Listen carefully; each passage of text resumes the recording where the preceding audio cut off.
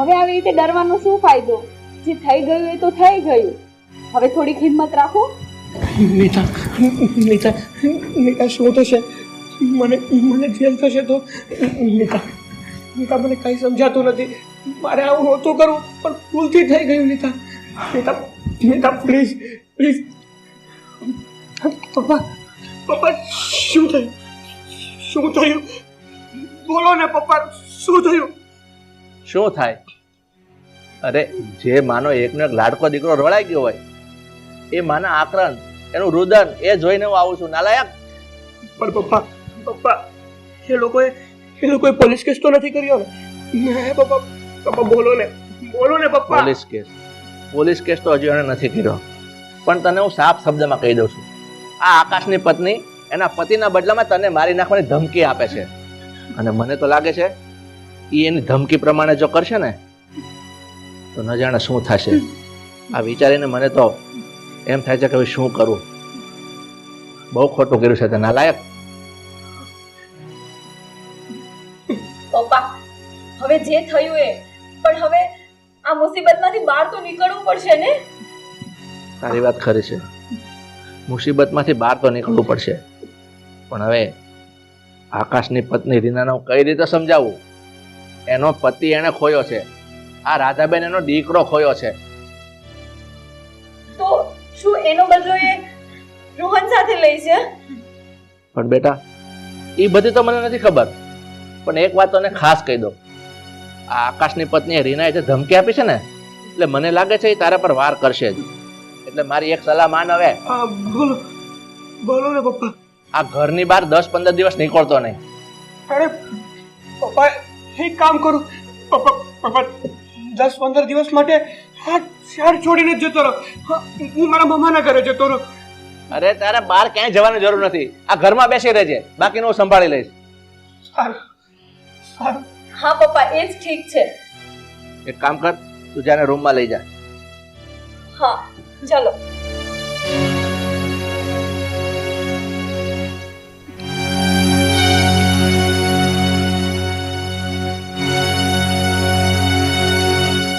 હે ભગવાન, આ સાલો ન કરવાનો કરી બેઠો છે.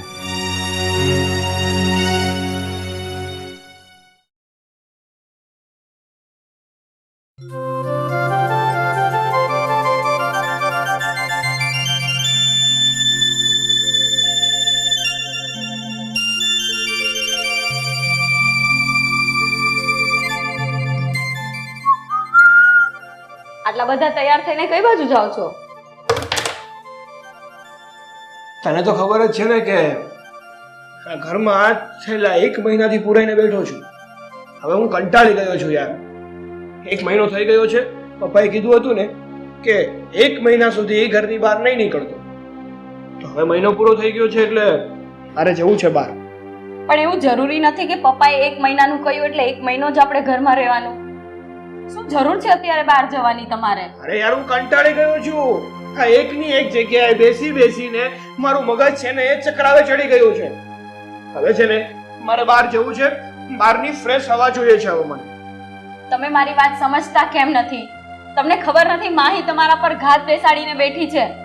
અરે હવે 1 મહિનો થઈ ગયો છે ને, આ માહી બધું ભૂલી ગયો છે અને બધું સગે વગે પડી પણ ગયું હશે. અને આમ પણ હવે એ 1.5 ફૂટિયું મારું શું કરી લેવાની?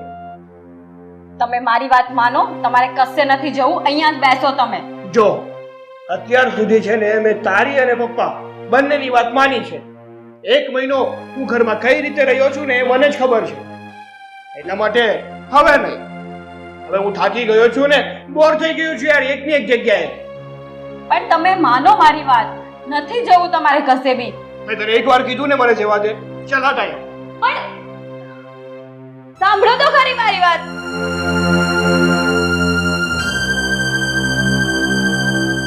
પપ્પા તમે ચાલો ને જલ્દી. ક્યાં? હું રોહનને ક્યારની સમજાવતી હતી છતાં પણ બહાર જતા રહ્યા છે.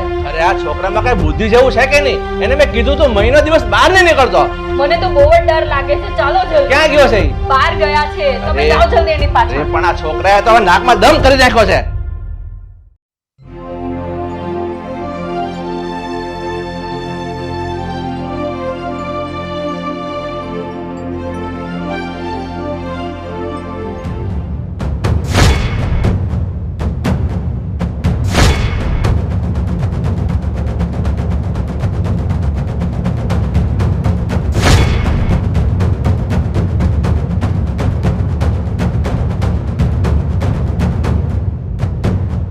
માહી માહી આ તું શું કરે છે?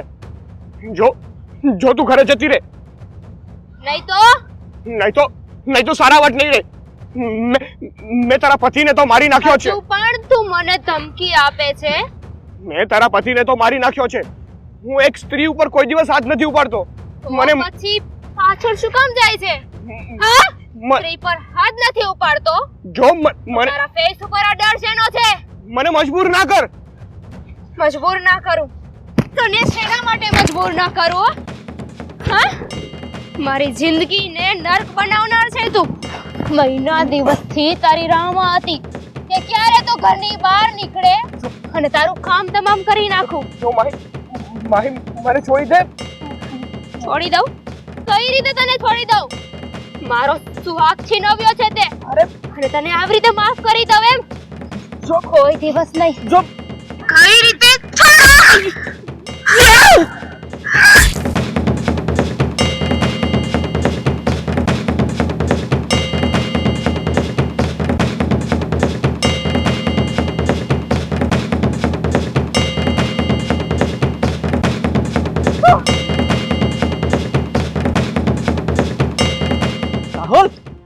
રાહુલ રાહુલ અરે આ શું કરી નાખ્યું? અરે આ શું કરી નાખ્યું છે? અરે રાહુલ બેટા અરે રાહુલ એ છોકરી મારો દીકરા શું થઈ ગયું? નહીં બેટા, ચાલ બેટા હું તને કઈ નહીં જવા દઉં. નહીં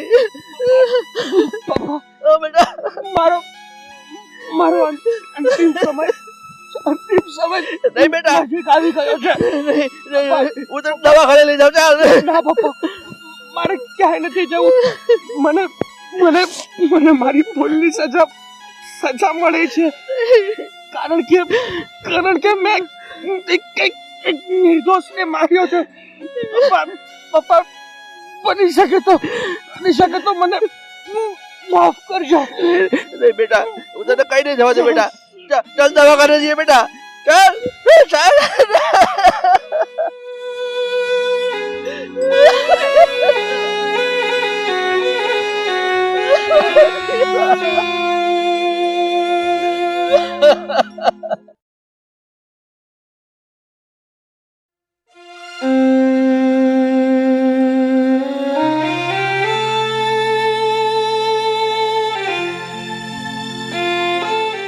મમ્મી,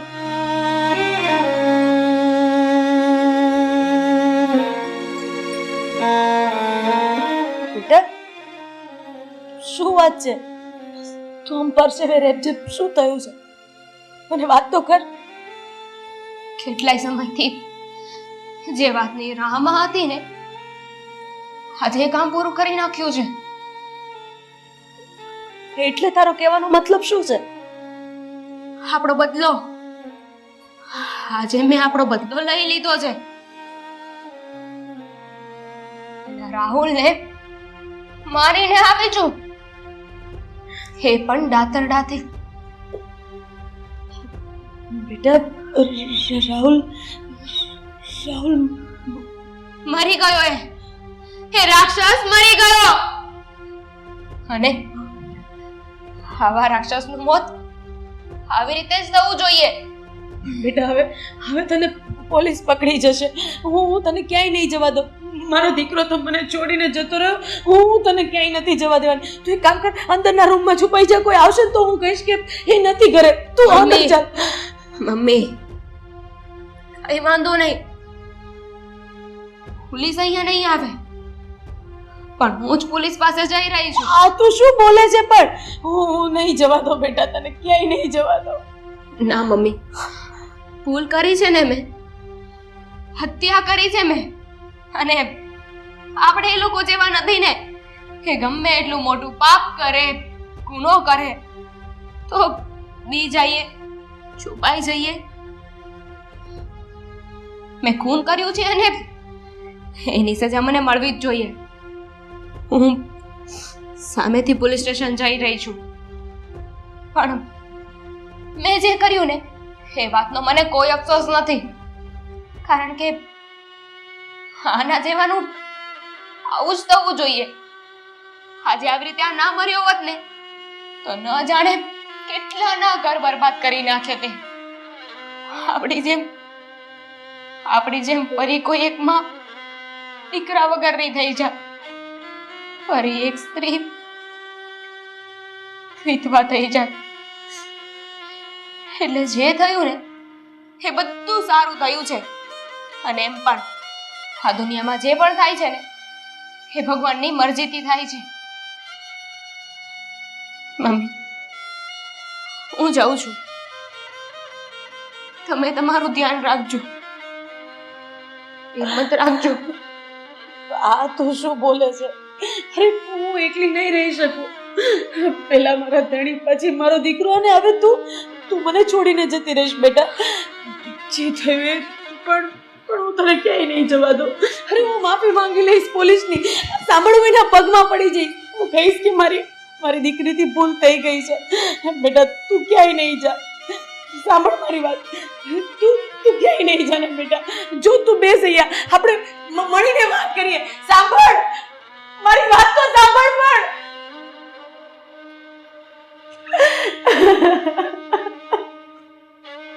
હે ભગવાન, કયા ભાવનો બદલો લીધો તે?